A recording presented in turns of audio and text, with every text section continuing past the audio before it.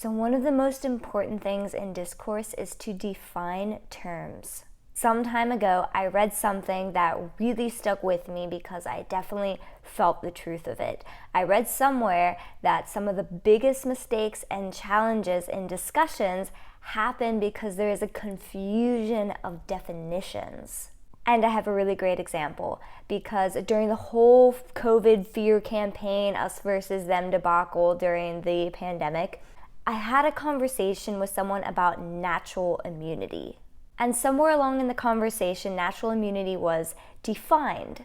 And the person that was arguing against natural immunity admitted that they thought that natural immunity was a political term, not a medical term. Natural immunity, by definition of the scientific community in medical terms, refers to the body's natural defenses created after the body is exposed to a virus.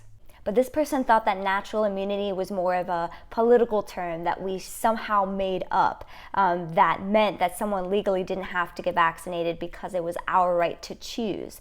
And they didn't think that we had that right. They didn't agree with us having that right. Although we do have the right to reject a vaccine, the point is that this person had the wrong definition and this caused confusion. So you can understand how frustrating it can be when some people are not on the same page. People can be using the same words, but if someone out there doesn't understand the meaning of that word, it throws off the entire conversation. Now, going back to what Ill mentally said, I definitely gained a new perspective that I never saw before, and it helped me understand why people get so confused when people say dairy is rape. And it goes back to the incomplete understanding of the definition, which I learned can differ legally by state standards. So because of this, I realized I needed to step back and define the word that I was using. I looked up the definition, and I'll let you read it in case TikTok doesn't approve. So here it is. And what I want to point out is the line that I underlined. With or without force by a foreign object, which we can agree represent the tools used by farmers during artificial insemination. Okay, then I had to look up the word for intercourse, and in the context of this particular intercourse, is defined as the physical, such and such contact between individuals that involved that thing of at least one individual. So intercourse or any other penetration of the this, that, or mouth of another person with or without force by a such and such organ or other body part or foreign object, without the consent of the one subjected to such penetration. So by definition, this is still considered rape, because the farmer doing the artificial insemination is making intimate contact with the cow, not with the farmer's no-no places, but with the cow's no-no places.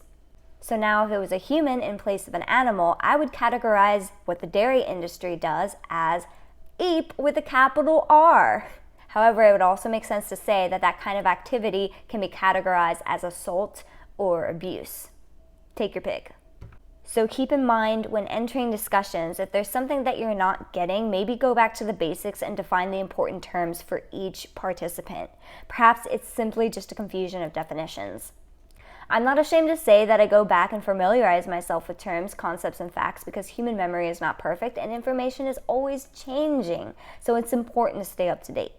Regardless of the academically accurate terminology, you still have to determine if you want to support this kind of violence. Whatever term you decide to call it by, it's still morally unacceptable by our highest ethical standards.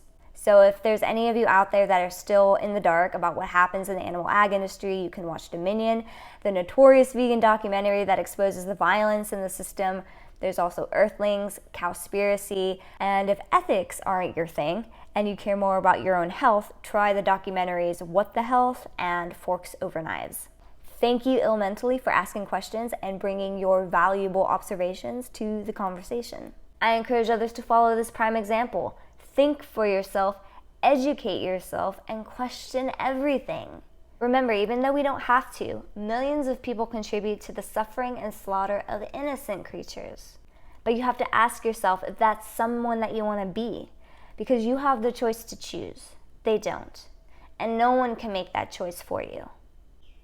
I hope somebody out there learns something from this. Be the best version of yourself. Live long and prosper.